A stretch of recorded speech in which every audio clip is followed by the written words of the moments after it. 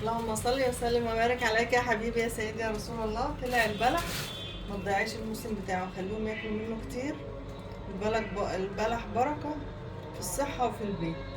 الصبح افطري على 3 تمرات، على 5 تمرات، على 7. انا جايبه الاحمر. بصي الاحمر مجرد ما بتسيبيه يومين بره كده هتلاقيه بدأ يسود. مجرد ما بات ليلة واحدة بدأ يسود. خدي الاسود ده قشريه واعمله لهم بحتة زبدة وعوديهم ياكلوه، بيبقى تحفة تحفة تحفة.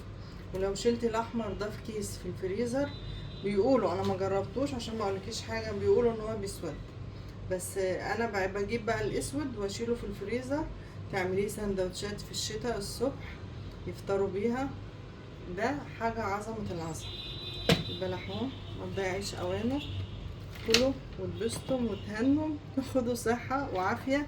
خلي بالك البلح الصبح لما تاكليه 3 أو 5 أو 7 أو 9 زي ما انت عايزة، يحسن الطاقة بتاعتك.